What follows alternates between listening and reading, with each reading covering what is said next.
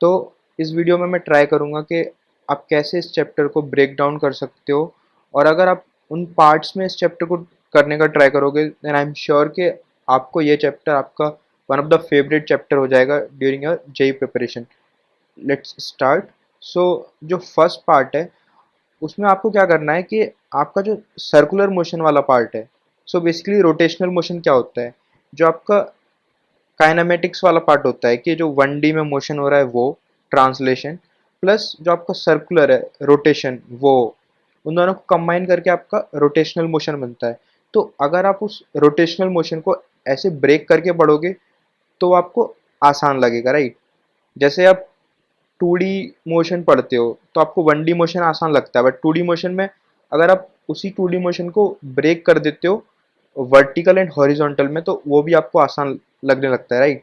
तो सेम आपको यहाँ करना है। आपको क्या करना है कि सबसे पहले आप जो सर्कुलर मोशन वाला चैप्टर है उसको कंप्लीट करो। आपको एंगुलर डिस्प्लेसमेंट क्या होता है वो पता होना चाहिए, वेलोसिटी क्या होती है, एक्सेलरेशन क्या होता है सर्कुलर मोशन में, वो सब आना चाहिए। और लीनियर और एंगुलर वेलोसिटीज क्या होती है, वो रिलेशन। सो बेसिकली जो सर्कुलर मोशन का जो भी कॉन्सेप्ट्स हैं वो आपको आने चाहिए। फिर आप जो टॉक का कॉन्सेप्ट होता है कि टॉक क्या होता है, इसका काम क्या होता है, वो आपको आना चाहिए। फिर जो अगली जो मेन इंपॉर्टेंट चीज़ है जो आपको इस चैप्टर में सीखनी है सबसे पहले, वो है मोमेंट ऑफ इनर्शिया।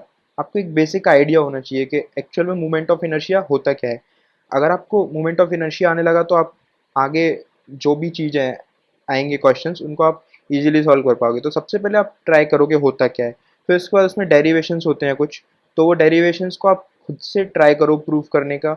2-3 बार देखो क्योंकि उनमें टाइम लगता है, वो नई चीज़ है तो उसको आपको टाइम देना पड़ेगा थोड़ा। तो आप वो कंप्लीट करो।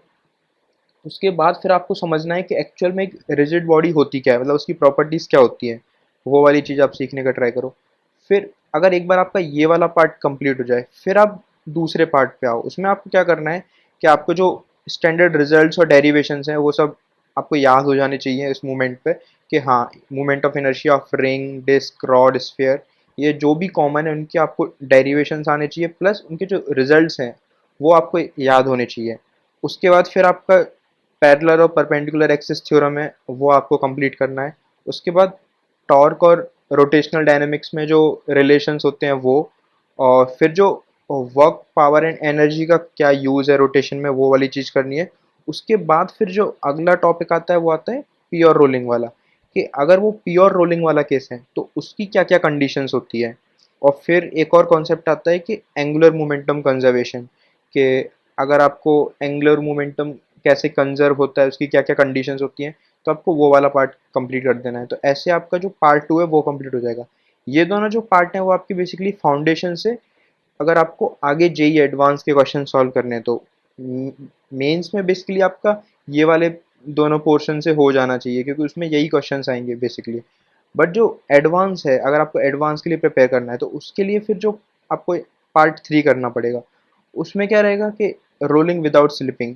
अब आपको क्या करना है कि जो आपने रोलिंग वाला सीखा है और विदाउट स्लिपिंग, उसमें इसमें क्या क्या कंडीशंस हैं।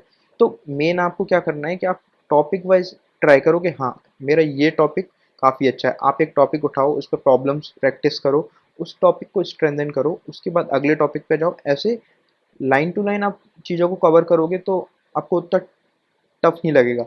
फिर आपको थोड़ा कंबाइन प्रॉब्लम्स आ सकती हैं, पुली प्लस रोटेशन प्लस कुछ कंस्ट्रेंट आ सकती हैं वो। फिर जो कॉम्प्लेक्स सवाल बनते हैं वो आपके एंगुलर मोमेंटम में बनते हैं। और फिर एनर्जी कंजर्वेशन वाले टाइप्स, जो जिसमें आपका टॉपलिंग ये सब आता है। तो आप देखोगे कि इसमें टॉपिक्स तो वही हैं जो अभी मैंने मेंशन करे हैं, बट मेन वही है कि आपको हर एक इंडिविजुअल, आपको ये नहीं समझना है कि हाँ रोटेशनल इतना बड़ा चैप्टर है। आप समझ लो कि हाँ मेरा एक चैप्टर ये है, आप ये वाला चैप्टर खत्म करो। फिर आप समझ लो कि हाँ मेरा दूसरा चैप्टर ये है, आप ये चैप्टर खत्म करो। इसको फिर थर्ड चैप्टर मान लो आप लोग कि हाँ ये चैप्टर फिर मेरे को ये खत्म करना है। तो ऐसे आपको वो चैप्टर ये नहीं लगेगा कि हाँ ये इतना बड़ा है, ये तो होगा ही नहीं मेरे से। तो आप पहले ट्राई करो कि हाँ आपको सर्कुलर मोशन वाला पार्ट आ रहा है, फिर आप थोड़ा और एडवांस जाओ कि हाँ ये वाली चीज़ें आपको आ पा रहे हैं, इनका इनकी कंडीशंस क्या है, मेन है उनका कंडीशन है कि यूज़ केस क्या है उनका, उनके उनके वो काम कैसे करती हैं चीज़ें। उसके बाद पार्ट 3 में भी सेम चीज़ है। फिर आपको इसमें आपको बहुत अच्छे अच्छे प्रॉब्लम्स प्रैक्टिस करने हैं जिससे आप ये चीज़ें याद रख पाओ। और फिर आप एक शॉर्ट नोट्स बना के रख लो जिसमें आप बेसिक चीज़ें ये लिख लो। तो अगर आप इस तरीके से रोटेशन मोशन को कवर करते हो देन आई एम श्योर कि ये आपको बहुत हेल्प करेगा, क्योंकि जेई एडवांस का अगर आप प्रिपेयर कर रहे हो तो आप उसमें सीधा चीज़ें याद नहीं कर सकते हो, आपको थोड़ा इन डेप्थ अंडरस्टैंडिंग होना ज़रूरी है। तो आप इस लेवल वाइज प्रिपेयर करोगे, हर लेवल को ब्रेक करके और हर कॉन्सेप्ट प्रॉब्लम प्रैक्टिस करके, तो आई एम श्योर कि आपका ये बहुत अच्छा